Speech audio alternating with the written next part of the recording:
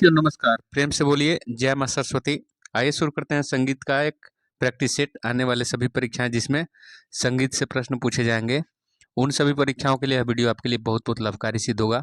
आइए शुरू करते हैं। इसमें पहला प्रश्न आपसे पूछा जा रहा है कि संगीतज्ञ की संस्मरण संगीतज्ञ की संस्मरण पुस्तक के लेखक कौन हैं?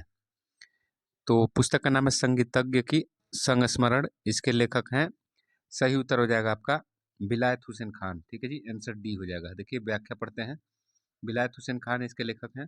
इसकी व्याख्या पढ़ लीजिए। व्याख्या में लिखा गया है, व्याख्या में लिख रहे हैं कि संगीत की संस्मरण पुस्तक, छोटा इसको कर लेते हैं, आपको दिख रहा होगा पूरा। देखिए इसकी व्याख्या पढ़ रहे हैं। संगीत की संस्मरण पुस्तक के लेखक बिलायत हुसैन खान है। बिलायत हुसैन खान नत्थन खान के पुत्र थे। ठीक है, इनका जन्म 1896 में लगभग हुआ था। इनके गुरु कल्लन खां थे तथा इनको फयाज खां तथा गुलाम अब्बास खां से संगीत सीखने का अवसर प्रदान हुआ था। इनकी मृत्यु देखिए 18 मई 1962 को हुआ था। ठीक है जी, अगला सवाल हम आपसे पूछ रहे हैं। अगला सवाल लिख रहा है इसमें कि चतुरंग निर्मित होता है। चतुरंग में 4 अंग कौन कौन होते हैं?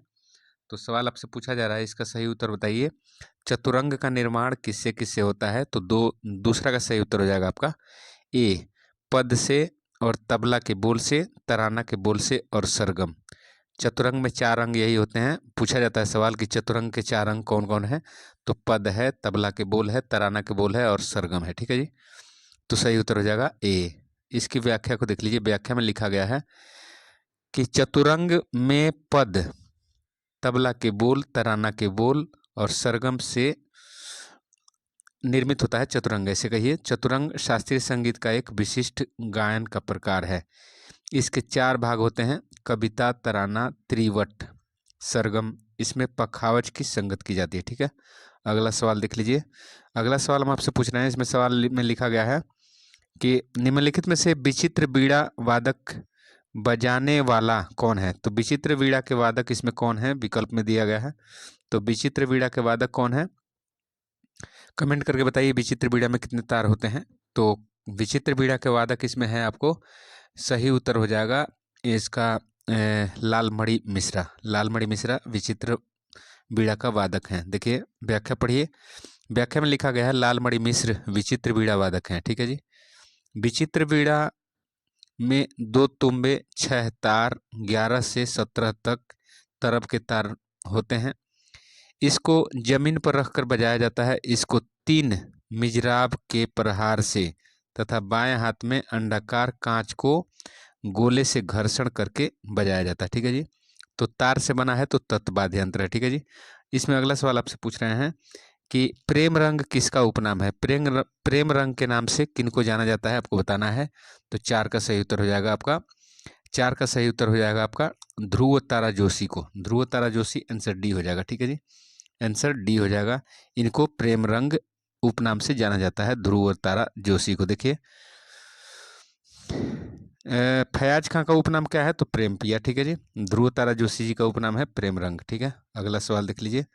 अगला सवाल पूछा जा रहा है कि दीपाली नाग किसकी प्रतिनिधि थी? दीपाली नाग किसकी प्रतिनिधि थी? तो 5 का सही उत्तर हो जाएगा आपका 5 का सही उत्तर हो जाएगा आगरा घराने। आगरा घराने के प्रतिनिधि के रूप में दीपाली नाग को जाना जाता है। व्याख्या इसका पढ़िए। व्याख्या में लिख रहा है कि दीपाली नाग आगरा घराने की प्रतिनिधि हैं। देखिए आगरा घराने की विशेषताओं में से नोम तोम में आलाप, बंदिशदार चीज़ों का गायन, इसमें ख्याल शैली के अंतर्गत ध्रुपद अंग की प्राबल्य तथा इसको ध्रुपदांग ख्याल के नाम से भी जाना जाता है। ध्रुपदांग ख्याल के नाम से किस घराने को जानते हैं? तो आगरा घराने को। ठीक है जी, अब आपको कमेंट करके बताना है कि आगरा में जो लाल किला है उसको किसने बनाया था। ठीक है जी, कमेंट करके बताइए। अगला सवाल हम आपसे पूछ रहे हैं। देखिए निम्नलिखित में से कौन सा सितार वादक नहीं है? तो सितार वादक नहीं है, आपको बताना है नहीं है। तो देखिए इसका सही उत्तर हो जाएगा 6 का सही उत्तर हो जाएगा आपका। इसमें जो है यूनुस हुसैन खान सितार नहीं बजाते हैं, जबकि हामिद हुसैन खान, यूसुफ अली खान और बलराम पाठक ये सितार बजाते हैं। ठीक है जी, व्याख्या पढ़ लीजिए। यूनुस हुसैन खान सितार वादक नहीं है, बलराम पाठक बांसुरी वादक हैं। ठीक है जी। यहाँ पे देख लीजिए, इसमें सवाल पूछा जा रहा है, निम्नलिखित में से किस तीव्र स्तर का प्रयोग कैपिटल जी में स्केल में किया जाता है? लिख रहा है किस तीव्र स्वर का प्रयोग कैपिटल जी स्केल में किया जाता है। तो सही उत्तर इसका क्या हो जाएगा जी? तो 7 का सही उत्तर बताइए। तो 7 का सही उत्तर हो जाएगा बी, कैपिटल एफ और सी में। ठीक है जी। इसमें देखिए तीव्र तीव्र स्वर का प्रयोग जी मेजर स्केल में एफ और सी में किया जाता है। ठीक है जी। अगला सवाल देखिए, अगला सवाल में पूछा जा रहा है, अगला सवाल में लिखा है कि निम्नलिखित में से कौन सा राग बिहाग के अनअभ्यास मूलक अल्पत्व का उदाहरण है? अनअभ्यास मूलक अल्पत्व का उदाहरण राग बिहाग के लिए कौन सा है? तो सही उत्तर हो जाएगा 8 का सही उत्तर हो जाएगा आपका अवरोही क्रम में ऋषभ। ठीक है जी, अवरोही क्रम में ऋषभ। इसकी व्याख्या पढ़ लीजिए। व्याख्या में लिखा गया है कि राग बिहाग, देखिए राग बिहाग के अनअभ्यास मूलक अल्पत्व का उदाहरण अवरोही क्रम में ऋषभ है। ठीक है जी। राग बिहाग कल्याण थट से उत्पन्न होता है। जाति इसकी ऑटो संपूर्ण है। वादी गंधार है, संवादी निषाद है। न्यास के स्वर गंधार पंचम और निषाद है। गायन समय इसका रात्रि का दूसरा पहर है। ठीक है जी। अगला सवाल देखिए, अगला सवाल में लिख रहा है कि निम्नलिखित में से कौन सा गंधार ग्राम में श्रुति का सही क्रम विभाजन है? गंधार ग्राम में श्रुति का सही विभाजन कौन सा है? तो 9 नंबर का सही उत्तर हो जाएगा। 9 का सही उत्तर हो जाएगा 4 3 3 3 4 3 2, 4 3 3 3 4 3 2, मतलब षडज 4 होता है। ऋषभ 3, गंधार भी 3, मध्यम 3, पंचम 4, धैवत 3 और निषाद 2। ठीक है जी। इस तरह से आपको गंधार ग्राम में श्रुतियों का सही क्रम विभाजन है। ठीक है। व्याख्या इसका पढ़ लीजिए। व्याख्या में लिखा गया है कि गंधार ग्राम में श्रुति 4 3 3 3 4 3 2 स्थिति में रहती है। गंधार ग्राम को निषाद ग्राम भी कहते हैं। प्राचीन ग्रंथों के आधार पर गंधार ग्राम का स्वरूप इस प्रकार है। सारे गम पध की 3 श्रुतियां और निषाद की 4 श्रुतियां, और इस ग्राम में स्वरों की स्थापना उनकी अंतिम श्रुति पर की गई है। ठीक है जी। देखिए धारी पद का सही अर्थ क्या है? धारी पद का सही अर्थ क्या है बताइए? पद क्या है? तो धारी। धारी पद का सही अर्थ क्या हो जाएगा? तो 10वां का सही उत्तर हो जाएगा आपका धारी का सही उत्तर हो जाएगा संगीत संप्रदाय। संगीत संप्रदाय या समुदाय को धारी कहा जाता है। ठीक है। व्याख्या इसका पढ़ लीजिए। धारी पद का सही अर्थ संगीत संप्रदाय या समुदाय से है। देखिए पंडित रविशंकर के निधन का वर्ष बताइए। पंडित रविशंकर सितार वादक थे और इनका आत्मकथा कौन सा पुस्तक है बताइए, और इनका निधन कब हुआ आपको बताना है। तो 11 का सही उत्तर हो जाएगा, 11 का सही उत्तर हो जाएगा 2012 में। ठीक है जी। व्याख्या इसका पढ़ लीजिए। व्याख्या में लिखा गया है कि पंडित रविशंकर जी का निधन 2012 में हुआ था। देखिए 2012 में हुआ था।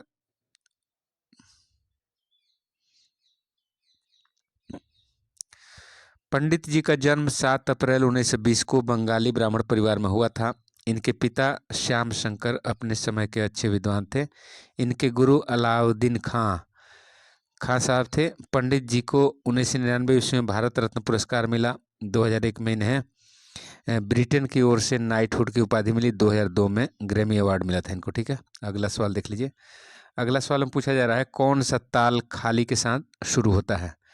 कौन सा ताल खाली के साथ शुरू होता है? तो आपका सही उत्तर हो जाएगा 12 का सही उत्तर होगा जी। तो 12 का सही उत्तर हो जाएगा रूपक। रूपक। ठीक है जी। रूपक खाली से शुरू होता है लेकिन उसको खाली नहीं माना जाता। ठीक है जी। तीन तिन्ना धीना धीना। ठीक है, ये बोल होता है। तो देखिए इसमें पढ़िए, ये लिख रहा है, देखिए रूपक ताल खाली से शुरू होता है। रूपक ताल में 7 मात्राएं होती हैं, 3 विभाग होता है, और विभाग में 3 2 2 मात्राएं होती हैं। इसमें खाली नहीं होता है। ठीक है जी। खाली नहीं होता, देख लीजिए आप यहाँ पे। और सवाल में पूछा गया खाली से शुरू होने वाला ताल, तो रूपक हो गया। बोल इसका 3 तिन्ना धीना धीना है। 2 विभाग 2 विभाग 3 विभाग। ठीक है जी। 7 मात्राएं। अगला सवाल देख लीजिए। अगला सवाल में लिख रहा है कि मशहूर ठुमरी गायिका गौहरा जान प्रसिद्ध ठुमरी गायिका गौहर जान का गुरु कौन थे? तो इनके गुरु आपका 13 का सही उत्तर हो जाएगा, आपका 13 का सही उत्तर हो जाएगा भैया गणपत राय। भैया गणपत राय इनके गुरु थे गौहर जान का। ठीक है जी, ठुमरी गायिका है। व्याख्या पढ़ लीजिए। मशहूर ठुमरी गायिका गौहर जान के गुरु भैया गणपत राव और गौहर जान का जन्म एंजेलिना एवार्ड 26 जून 1873 से 17 जनवरी 1930 कलकत्ता में एक भारतीय गायिका और नर्तिका थी। 78 78 आरपीएम रिकॉर्ड पर संगीत रिकॉर्ड करने वाली भारत की पहली कलाकार में से एक थी। ठीक है जी, अगला सवाल देखिए। राग व रूप, राग व रूप देखिए, राग व रूप पुस्तक के लेखक कौन है? राग व रूप पुस्तक के लेखक आपको बताना है, तो सही उत्तर हो जाएगा आपका स्वामी प्रज्ञानंद। स्वामी प्रज्ञानंद। ठीक है जी, व्याख्या पढ़ लीजिए। राग व रूप पुस्तक के लेखक स्वामी प्रज्ञानंद जी हैं। अगला सवाल देखिए। उस श्रुति का नाम बताइए जिस पर आधुनिक व्यवस्था के अनुसार मध्यम स्वर स्थित है। मध्यम स्वर स्थित है किस पर? उस श्रुति का नाम बताना है, तो सही उत्तर हो जाएगा 15 का सही उत्तर हो जाएगा आपका 15 का सही उत्तर हो जाएगा वजिका। वजिका। ठीक है जी, वजिका।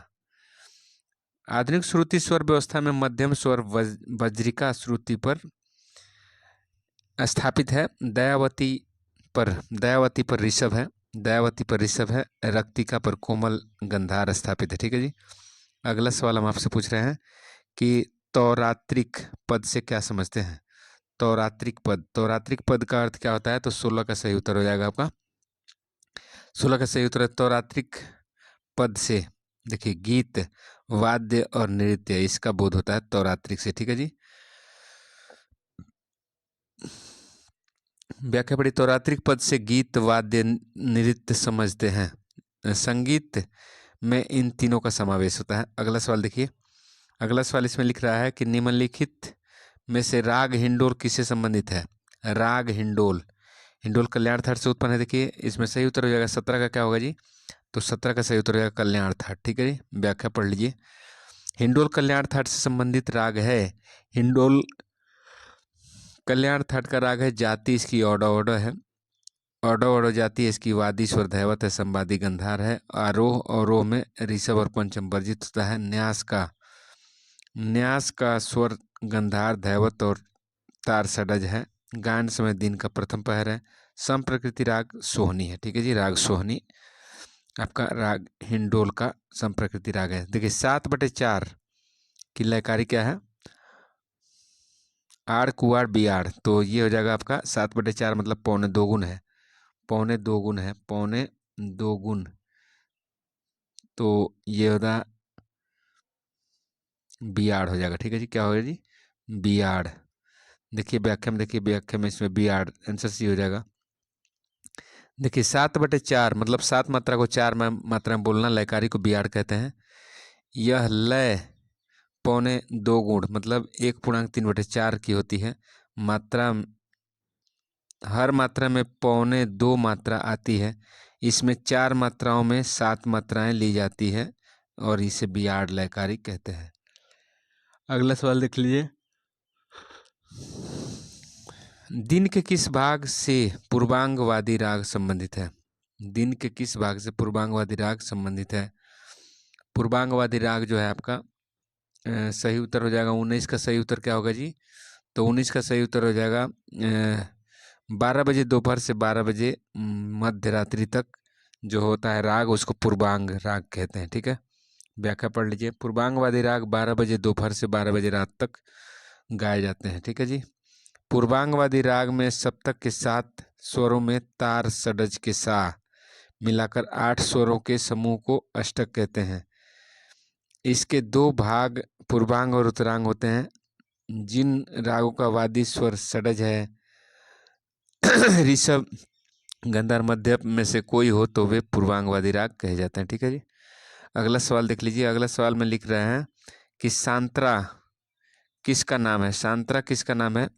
सांत्रा किसका नाम है? तो 20 का सही उत्तर हो जाएगा आपका 20 का सही उत्तर हो जाएगा मूर्छना। सांत्रा क्या है? एक तरह का मूर्छना है। देखिए संगीत दर्पण के अनुसार मूर्छना के 4 प्रकार होते हैं, जैसे शुद्धा। मूर्छना के कितने प्रकार होते हैं? 4 प्रकार। शुद्धा, सकाकली, सांतरा और सकाल्यंतर। सकाल्यंतर, ठीक है। सकाकाल्यंतर। यह वर्णन सारंगदेव के अनुसार है। इस प्रकार मूर्छना की कुल संख्या 4 गुणे 15 माने 56। ये 2 ग्रामों के आधार पर बनती है, ठीक है जी। ये 2 ग्रामों के आधार पर बनती है। देखिए 21 नंबर सवाल पढ़िए। 21 नंबर सवाल में लिख रहा है कि कौन सा सांगीतिक प्रारूप, कौन सा सांगीतिक प्रारूप बिना अर्थ के शब्दों के साथ गाया जाता है? कह रहा है कौन सा सांगीतिक स्वरूप बिना अर्थ के शब्दों के साथ गाया जाता है। तो सही उत्तर क्या होगा जी? इसका सही उत्तर होगा 21 का सही उत्तर क्या होगा जी? तो 21 का सही उत्तर हो जाएगा आपका तराना भी गाया जाता है, बिना बिना अर्थ का शब्द के साथ गाया जाता है। उसके बाद आपका जो है तीनक। ये दोनों जो है सी और डी। तो आंसर सी और डी देखिए किस तुक में है, किस कुट में सी और डी है? आपका सी में। तो इसका पढ़ लीजिए। देखिए इसमें लिखा गया है कि बिना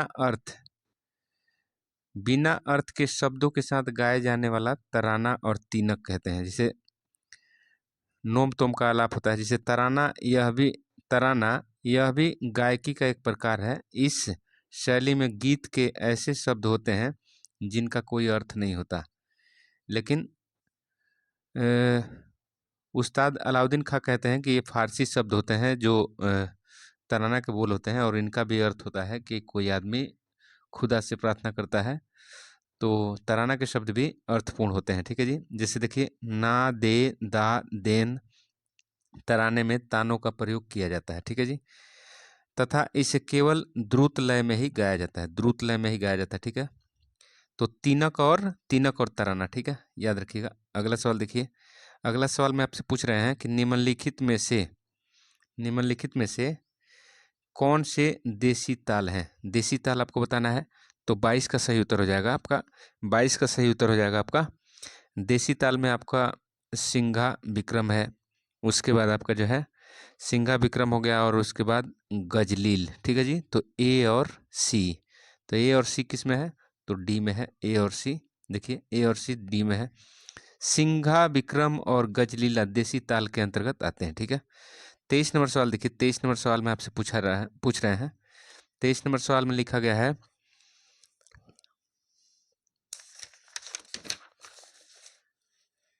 23 नंबर सवाल लिखा गया है कि लोक संगीत का नाम है।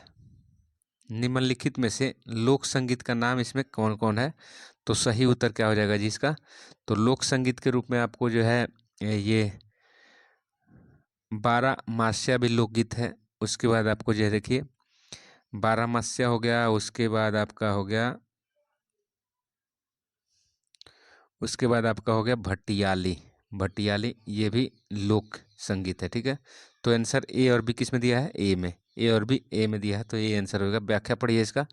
व्याख्या में देखिए, व्याख्या में लिखा गया है कि बारहमास्या और भटियाली लोक संगीत का नाम है, ठीक है जी।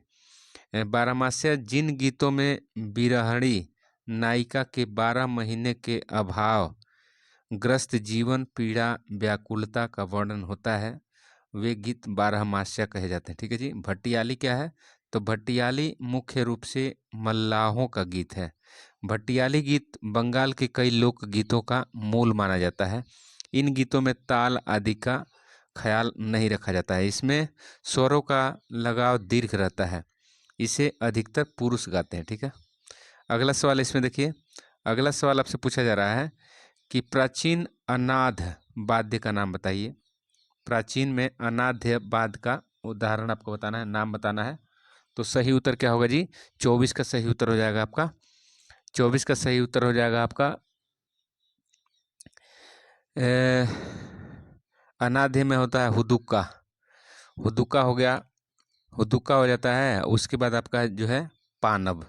तो बी और डी किस में दिया है? बी और डी आपका डी में दिया है, बी और डी डी में। तो अनाद्य वाद्य में कौन है? हुदुका और पानब। व्याख्या पढ़िए। हुदुका और पानब देखिए, हुदुका और पानब औनद वाद्य के अंतर्गत आते हैं। औनद वाद्य वे होते हैं, औनद वाद्य में डफ, खंजरी, कंजिरा, गन्ना, पंबई, मृदंगम, ढोलक, डमरू, घटवाद्य, दुदुम्भी, नगाड़ा, तबला, डुग्गी, पंचमुखी वाद्य आते हैं। ठीक है जी। अगला सवाल देखिए, 25 नंबर सवाल आपसे पूछ रहे हैं। 25 नंबर सवाल में पूछा गया है कि नारद मुनि किसके लेखक हैं? नारद मुनि के ग्रंथ इसमें कौन कौन है आपको बताना है। 25 का सही उत्तर बताइए। तो 25 का सही उत्तर हो जाएगा आपका 25 का देखिए, पंचम सार संहिता नारद जी लिखे हैं। पंचम सार संहिता नारद जी लिखे हैं। उसके बाद आपको जो है एक जो है पाणिनीय शिक्षा। तो ये दोनों नारद जी का बी और डी किस में दिया है? बी और डी आपका डी में दिया है। ठीक है जी। व्याख्या पढ़ लीजिए। नारद मुनि पंचम सार संहिता और पाणिनीय शिक्षा के लेखक हैं। ठीक है।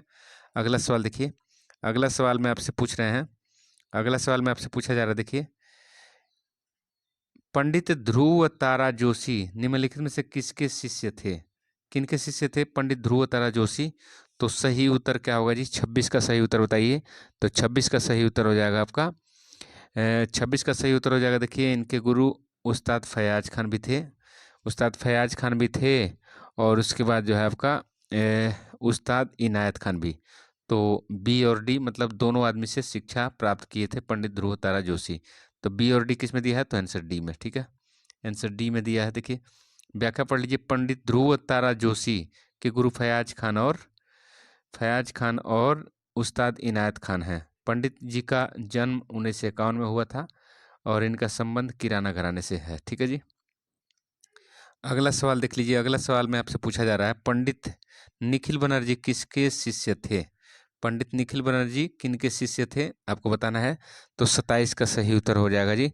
27 का सही उत्तर हो जाएगा उस्ताद मुश्ताक अली खान और उस्ताद अलाउद्दीन खान। ठीक है जी। तो ए और सी कहाँ दिया है?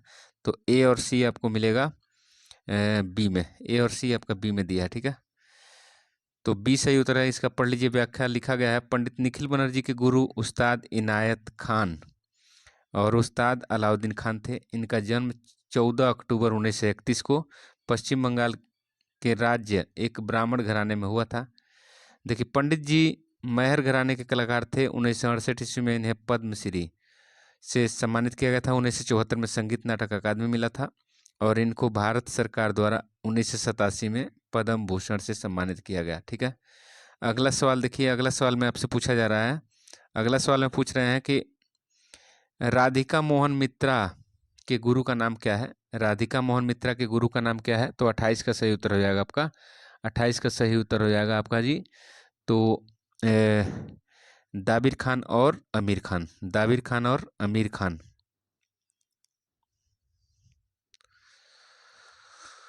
28 का सही उत्तर हो जाएगा आपका दाबिर खान और अमीर खान। ठीक है जी। दाबिर खान अमीर खान थे इनके राधिका मोहन मित्रा के गुरु। व्याख्या पढ़ लीजिए। व्याख्या में लिखा गया है, राधिका मोहन मित्रा के गुरु दाबिर खान और अमीर खान थे। इनका जन्म 1917 में बंगाल प्रांत में हुआ था। ये बीड़ा वादक थे, साथ ही साथ सरोद वादक भी थे। इनकी मृत्यु 1981 ईस्वी में हुई थी।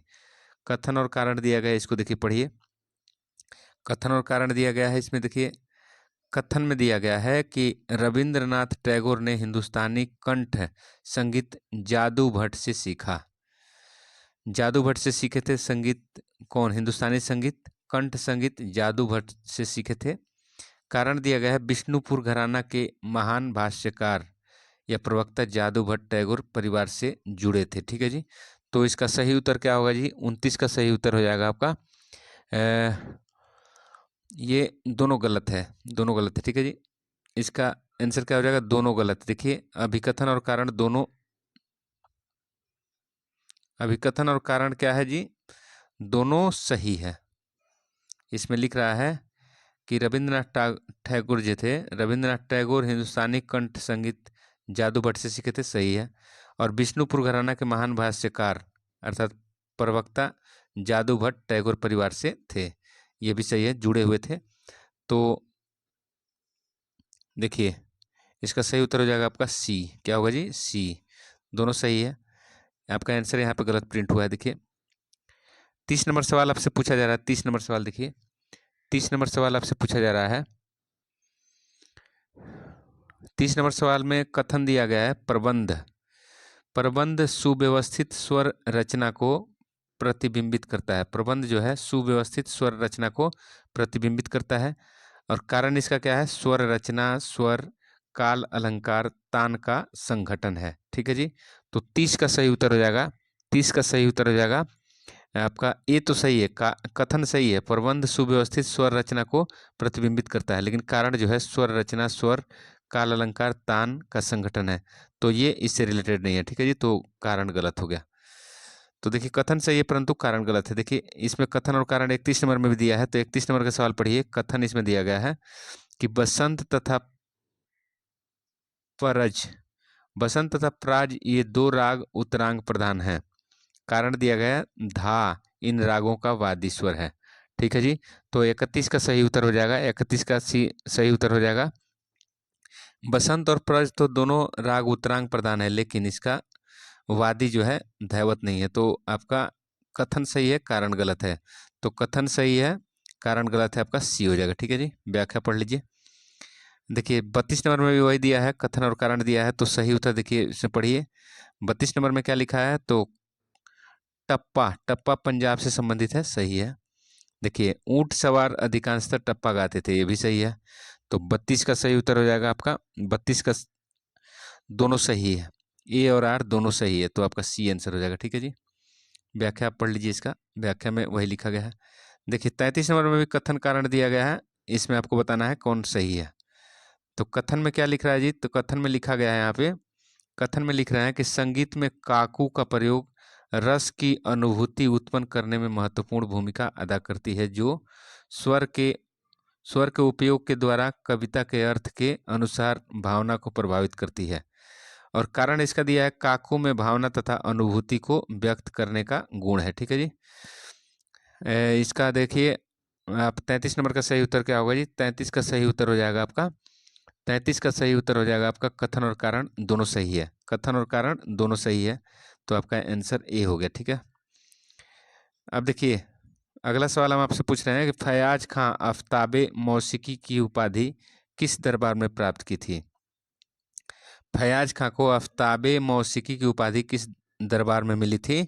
तो सही उत्तर हो जाएगा आपका मैसूर दरबार में। ठीक है। व्याख्या पढ़ लीजिए।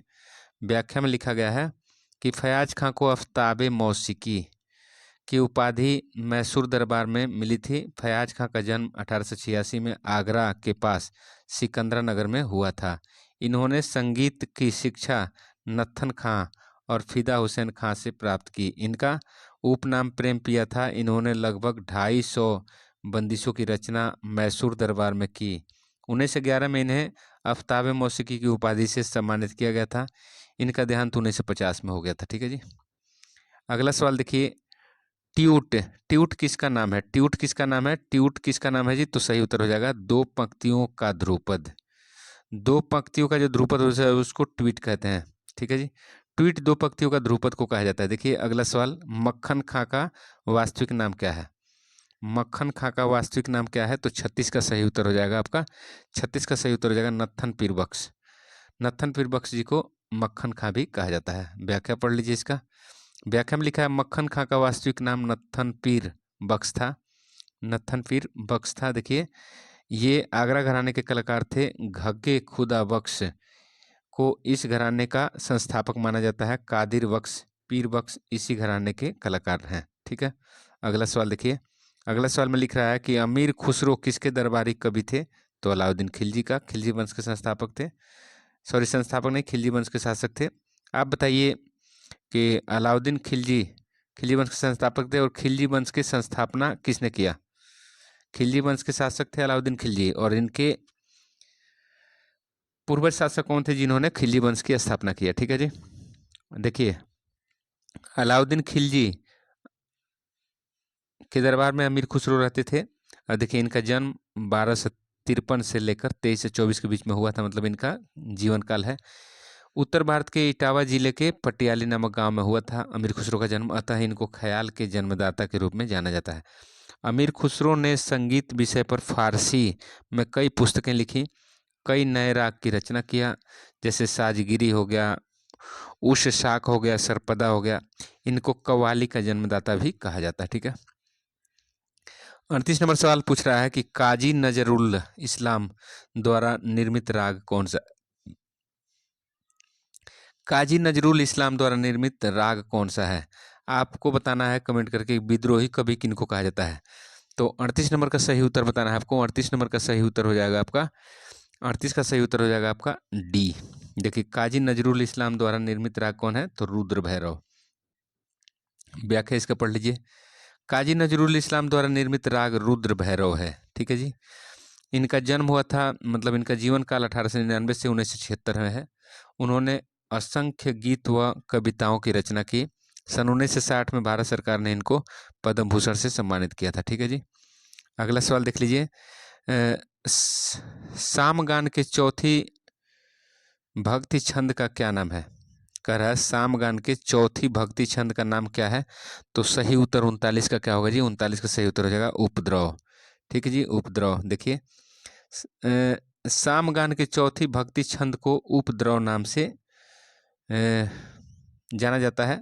इसमें लिखा गया है सामगान के प्रमुख 5 भेद हैं, जिसको हिंकार या हुंकार, प्रस्ताव, उद्गीत, प्रतिहार, कमन, निधन कहते हैं। ठीक है। सामगान में स्वरों का विशेष महत्व था। साम के आरंभ में ओम स्वर से शुरुआत करने की परंपरा थी। ठीक है जी। अगला सवाल देख लीजिए। अगला सवाल में आपको सूची 1 से सूची 2 को मिलाना है। ठीक है जी। एक तरफ आपको यहाँ पे देख लीजिए आप, तो इसका सही उत्तर हो जाएगा, आप देखिए, निम्नलिखित में से कौन सा युग्म सही रूप में सुमेलित है। तो इसका सही उत्तर हो जाएगा तानसेन से संबंधित इनकी बेटी का नाम था सरस्वती। ठीक है जी। और अब देखिए, 1 का 4, 1 का 4 कहाँ है, तो आपका इधर हो गया आपका। उसके बाद बी में लिख रहा है राम कुमार मिश्र, तो लक्ष्मी प्रसाद मिश्र, इनसे ये संबंधित है। उसके बाद महबूब महबूब खान किससे संबंधित है, तो महबूब खान आपको जो है अत्ता हुसैन संबंधित। और मोघूबाई, इनका संबंध जो है किशोरी अमानकर से। ठीक है जी। तो आंसर क्या हो गया, 4, उसके बाद 1, उसके बाद 2, उसके बाद आपका 3। ठीक है जी। तो 4 1 2 3 कहाँ है, 4 1 2 3 इसमें दिया है, ए में। आंसर ए हो गया। देखिए, व्याख्या इसका पढ़ लीजिए। देखिए, संबंधित इसमें तानसेन से सरस्वती, राजकुमार मिश्र से लक्ष्मी प्रसाद मिश्र, महबूब खान से अत्ता हुसैन और मधुबाई से किशोरी अमानकर। ठीक है जी। इसमें सूची 1 सूची 2 को मिलाइए। 41 नंबर सवाल को मिलाना है आपको। तो देखिए, संगीतकार का नाम है और इसका संयंत्र, मतलब कौन सा वाद्य यंत्र बजा रहे हैं, तो आपको मिलाना है। देखिए, भजन सुपारी क्या बजाते हैं, तो 41 का सही उत्तर आपको मिलाना है। तो 41 का सही उत्तर हो जाएगा ये संतूर बजाते हैं। ये 4 नंबर हो गया, संतूर बजाते हैं। उसके बाद शौकत अली क्या बजाते हैं, तो शौकत अली आपको देखिए, शौकत अली बजाते हैं आपका 2 का हो गया, शौकत अली सूर सिंगार बजाते हैं, सूर सिंगार। ठीक है जी। उसके बाद आपको सूर सिंगार बजाते हैं। उसके बाद आपका हो गया निखिल बनर्जी क्या बजाते हैं जी, तो सितार बजाते हैं। निखिल बनर्जी क्या बजाते हैं, सितार। और उसके बाद रमेश मिश्रा क्या बजाते हैं, रमेश मिश्रा सारंगी बजाते हैं। ठीक है जी। तो सारंगी बजाते हैं। आपको सही उत्तर हो जाएगा 4 1 2 3, 4 1 2 3, 4 1 2 3। ठीक है जी। 4 1 2 3 कहाँ दिया है, 4 1 2 3 देखिए, 4 1 2 3, 4 1 2 3 आपको दिया है सी में। व्याख्या पढ़ लीजिए आप इसका। देखिए, निम्नलिखित में से कौन सा भारतीय ताल नहीं है, आपको 42 नंबर सवाल है। भारतीय ताल नहीं है तो आंसर क्या हो जाएगा, चाचर सी हो जाएगा। इसकी व्याख्या पढ़ लीजिए। चाचर भारतीय ताल नहीं है। मत ताल, ये ताल 18 मात्रा की ताल है। इसमें 9 विभाग होते हैं, 3 9 17 पर खाली, अन्य मात्रा पर ताली पड़ती है। प्रत्येक विभाग में 2 मात्राएं होती हैं, मतलब आपका जो है ये समपदी ताल है। धमार ताल में 14 मात्राएं होती हैं और 4 विभाग होता है इसमें, 1, 6, 11 मात्रा पर ताली होता है, 8वीं मात्रा पर खाली। ठीक है। पस्तो ताल में 7 मात्रा होती है, 3 विभाग होता है इसमें, 1, 4, 6 पर ताली, और इसमें खाली नहीं होता है। प्रत्येक विभाग में 3, 2, 2 मात्राएं होती हैं। ठीक है। अगला सवाल हम आपसे पूछ रहे हैं। अगला सवाल इसमें पूछा गया है कि देखिए, अगला सवाल इसमें पूछा जा रहा है, किस राग का हिंदुस्तानी तथा कर्नाटकी संगीत दोनों में प्रयोग होता है, किस ताल का? तो सही उत्तर इसका क्या होगा जी? आपका 43 का सही उत्तर बताइए। 43 का सही उत्तर आपको बताना है।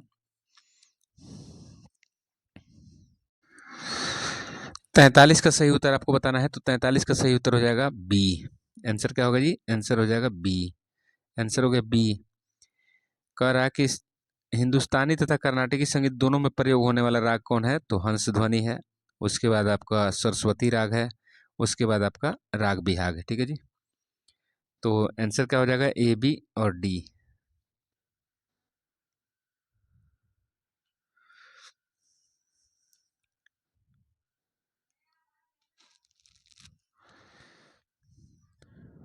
ए, बी और डी हो गया। ए, बी और डी, ये होगा आंसर। ये सी नहीं, सी तो सी उत्तर भारत का राग है। ठीक है जी। ए, बी और डी, ए, बी और डी दोनों में कह रहा है, उत्तर भारतीय और दक्षिण भारतीय में, तो ए, बी, डी होगा। देखिए बी, बी आंसर हो जाएगा। व्याख्या पढ़िए इसका। व्याख्या में लिख रहा है कि हंस ध्वनि, सरस्वती और वाचस्पति, ये 3 जो राग हैं, तीनों राग का प्रयोग हिंदुस्तानी और कर्नाटक संगीत दोनों में होता है। हंस ध्वनि देखिए बिलावल थाट का राग है, जाति इसकी आडव आडव है, वादी षडज है, संवादी पंचम है, गायन समय इसका रात्रि का प्रथम पहर है, इसके आरोह अवरोह में मध्यम और धैवत स्वर वर्जित होता है। ठीक है जी, इसलिए इसकी जाति औडौड है। अगला सवाल देख लीजिए। इसमें आपको इन परिवर्तन प्रक्रिया में एस, एम के सही चिन्हों का चुनिए, सही चिन्हों को चुनिए। ठीक है जी। तो सही चिन्हों को चुनना है आपको। देखिए आकार मात्रिक, आकार मात्रिक के लिए क्या चिन्ह होता है? 44 का आपको सही उत्तर बताना है। 44 का सही उत्तर हो जाएगा आपका, एक का हो जाएगा 2। ठीक है जी। आकार मात्रिक को 1 लिखते हैं। उसके बाद आपका होगा भातखंडे जी, भातखंडे जी इसको 1 लिखते हैं। दंड मात्रिक, दंड मात्रिक, दंड मात्रिक के लिए क्या सिंबल होता है? दंड मात्रिक के लिए आपको सिंबल क्या होगा जी? तो दंड मात्रिक के लिए आपका प्लस होता है। ठीक है, प्लस हो गया। और बीडी पलुस्कर इसको क्रॉस करते हैं। ठीक है, दंड मात्रिक बीडी पलुस्कर से आपका क्रॉस जुड़ा हुआ है। व्याख्या इसका पढ़िए, व्याख्या लिखिए। आकार मात्रिक के लिए 1, भातखंडे के लिए क्रॉस, दंड मात्रिक के लिए प्लस और पलुस्कर के लिए 1। देखिए इसका सही सिंबल यहाँ पे देख लीजिए। पलुस्कर के लिए 1,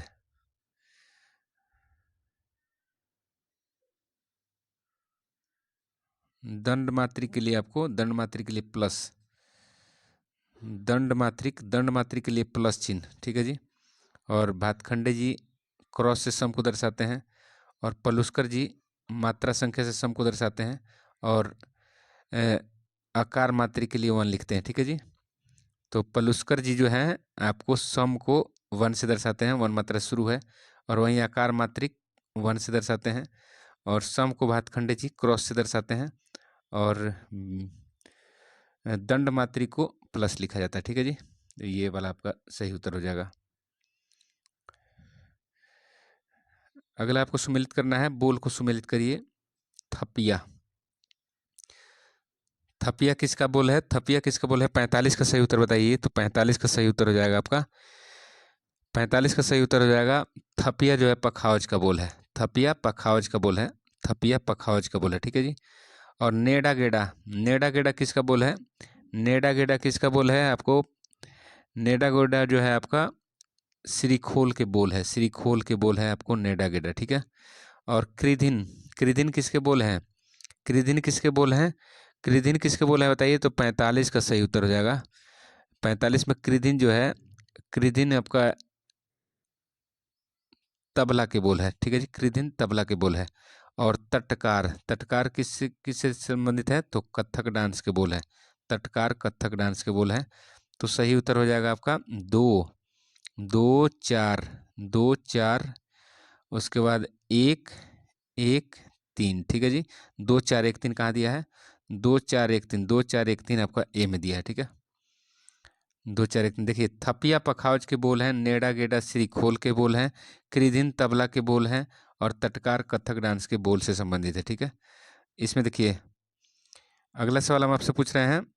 अगला सवाल लिखा है इसमें कि कौन सा केंद्रीय विश्वविद्यालय है? कौन सा केंद्रीय विश्वविद्यालय है? तो 46 का सही उत्तर हो जाएगा आपका। 46 का सही उत्तर हो जाएगा केंद्रीय विद्यालय दिल्ली विश्वविद्यालय एक है, उसके बाद आपका दिल्ली विश्वविद्यालय है, उसके बाद आपका विश्व भारती विश्वविद्यालय, ठीक है जी। तो ए और सी किस में दिया है? केंद्रीय विश्वविद्यालय के रूप में ए और सी कहाँ दिया है? तो ए और सी आपका दे दिया है, ए और सी दिया है आपका ए में, ए और सी आपका ए में दिया है, ठीक है। पढ़ लीजिए, दिल्ली विश्वविद्यालय और विश्व भारती विश्वविद्यालय केंद्रीय विश्वविद्यालय है, ठीक है जी। आपको यहाँ सूची 1 से सूची 2 को मिलाना है।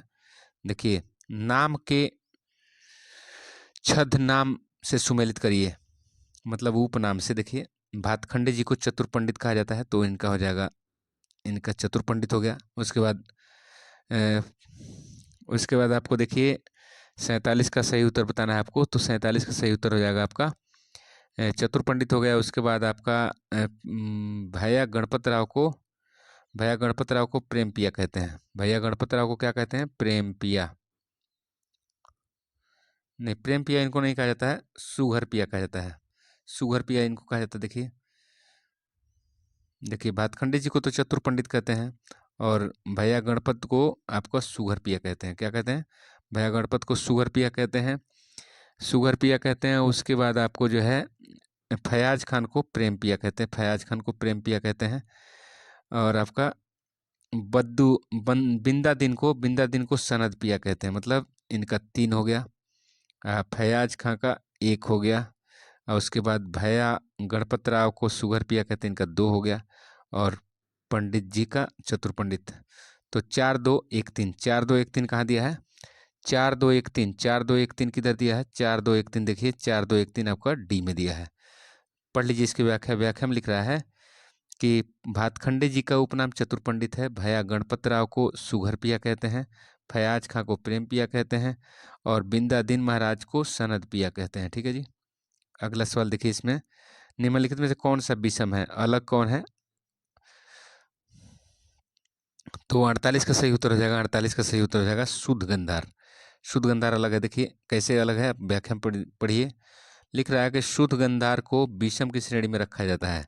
कोमल गंधार, अंतर गंधार, साधारण गंधार ये विकृत स्वर की श्रेणी में आते हैं, जबकि शुद्ध गंधार इससे अलग है। ये देखिए तीनों विकृत में आते हैं, लेकिन ये वाला शुद्ध में आता है, ठीक है जी। तो आंसर डी हो जाएगा।